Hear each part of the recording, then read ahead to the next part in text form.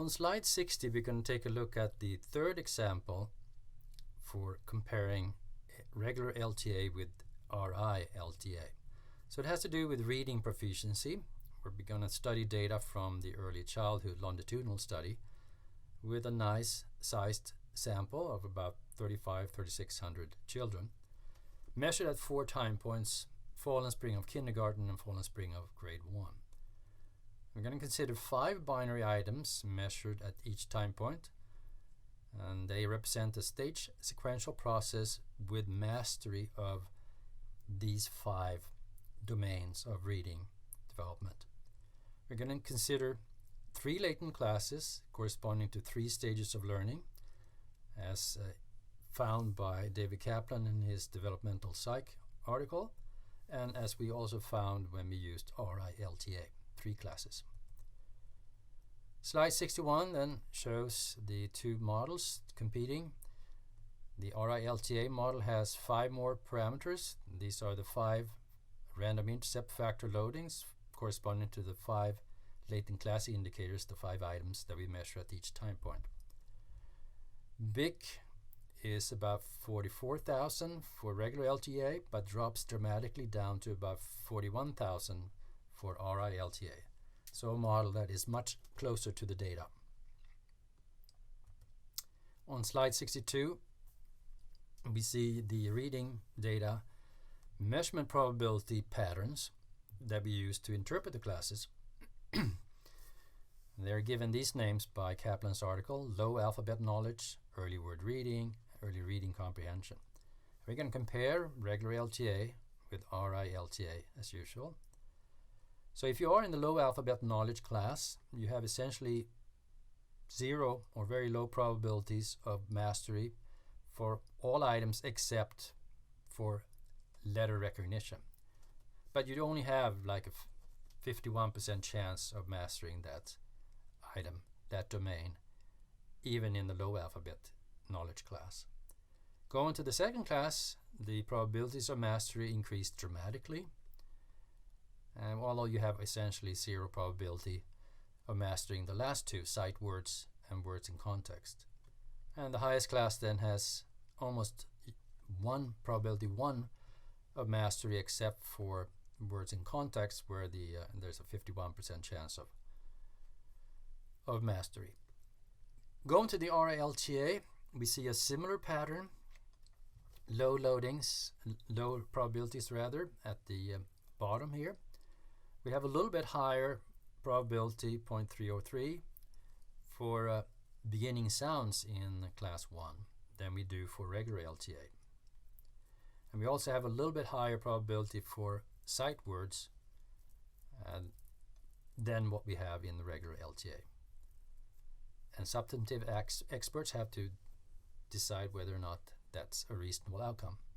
But by and large, the pattern of probabilities is similar and would lead to very similar interpretations of the classes. Now here's a display that we haven't looked at for the the previous 2 data sets. Looking at the latent class probabilities, or the latent class proportions. So for each class, each of the 3 classes, at the 4 different time points.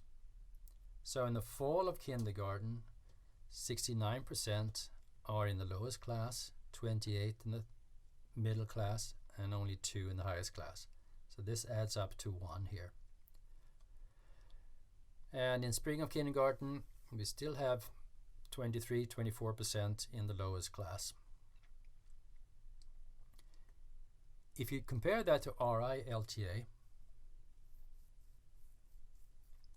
you have a more optimistic picture, perhaps, in the sense that the proportion of kids in the lowest class in spring of kindergarten is lower than it is for regular LTA. So we don't have as many kids in that low class anymore. With the thinking is that these kids, there should be fewer people here if the reading development has gone well. Same thing here, a lower proportion in the low class as judged by RI-LTA when you compare it to regular LTA. Still 14% in the lowest class in fall of first grade. On the other hand, you have a more optimistic picture, a less optimistic picture here for RI-LTA for the bottom class, where you have 8% in the high class in fall of first grade as judged by RI-LTA, but you have 23% in that high class in fall of first grade. So some kids are in that best class already in fall of first grade as judged by regular LTA, but far fewer are in that class, high class, already in fall of first grade. So this is how you can think about the class probabilities, class proportions, and how you can compare the different models.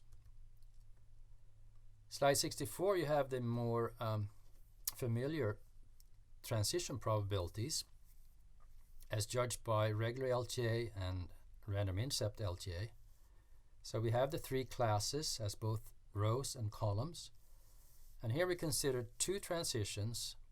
One is from fall kindergarten to spring kindergarten, and the other is from spring kindergarten to fall of first.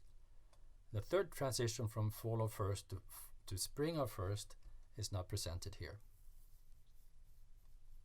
So for instance then, as judged by regular LTA, you have a probability 0.338 of staying in the low class from fall to spring in kindergarten, but a good probability of moving on to class 2. Now if you compare that to RI-LTA, you have a more optimistic picture here because you have a lower probability of staying in the low class than regular LTA and a higher probability of moving on to the second class than for regular LTA. Same thing in the transition from spring kindergarten to fall first. You have a lower probability of staying in that low class, higher probability of transitioning up than for regular LTA. So slightly different results here for the two models. Slide 65, I want to take a little time to penetrate the interpretation of this new RI-LTA model. The new thing is, of course, the random intercept factor up here. And what does that mean? I'm going to try to put that in a measurement non-invariance perspective. So once again, we look at this, say, binary latent class indicator. You are one of the many individual I time t and in a specific class C. And we look at the logit for probability of u equals 1 once again. And then now we're going to condition on two things.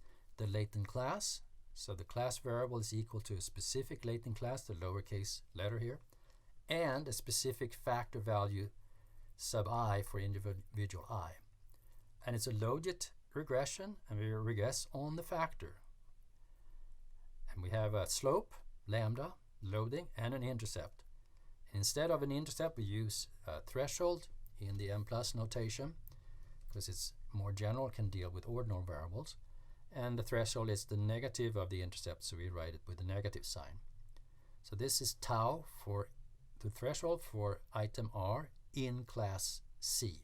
So it varies with classes and varies with the items. And then we have the loading, which varies with the item, but not with the classes for this model, multiplied by the factor value. A high logit implies a high probability of u equals 1, as we've said before, and that occurs for a positive loading and a factor value that's greater than 0. So with a positive loading, the higher the factor value, the higher the probability of answering u equals 1. Now in the previous presentations of measurement probabilities, the random intercept factor was integrated out. So we didn't condition on F, we only conditioned on C. That is, we looked at this expression. That's the overall conditional probability that we consider in regular LTA. But if you condition on the factor value as well, you can then see that individuals with different factor values have different conditional probabilities. We have a contribution lambda times f as shown in equation 21. So f is something that varies across people but not across time. It means that the random intercept factor can be seen as capturing measurement non-invariance.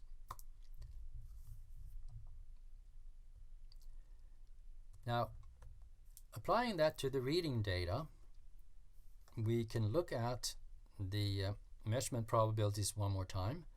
At the top, you have what we looked at before, the overall probabilities. But at the bottom, we now look at two different f values, f minus 0.5 and f plus 0.5. So one standard deviation apart, the mean of f is 0. And you can then see that the probabilities of mastery on the left are lower than those on the right, as you would expect, according to the previous slide discussion. And interesting signs also that these probabilities at the bottom are lower. What I mean is that the probability of mastering beginning sounds is lower than the overall, for the overall probability assessment. And also the probability for sight words is lower than for the overall up here. And the probability for words in context is lower than for the overall assessment up here. The reason I'm emphasizing that is that because we can look at this on slide 67 relative to a measurement of poverty.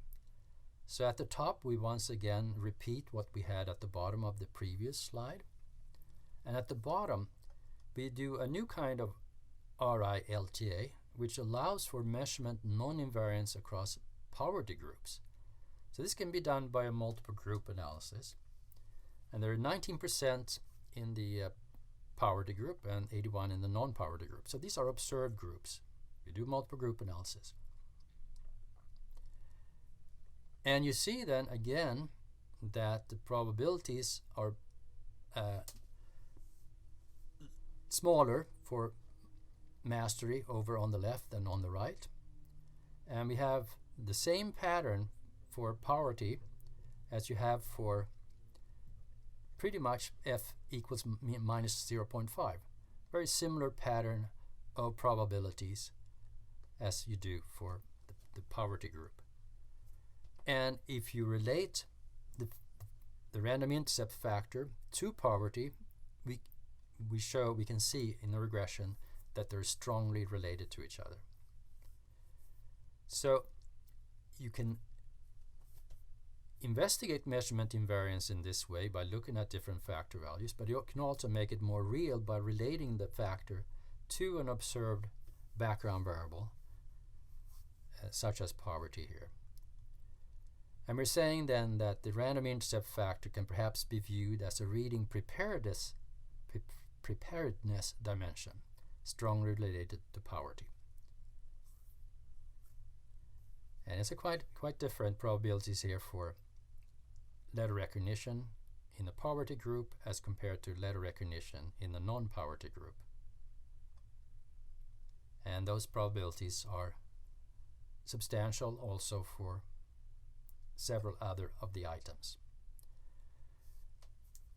Okay, we'll stop there, and we'll come back to the reading data in the next segment and take a further closer look at the reading data interpretations.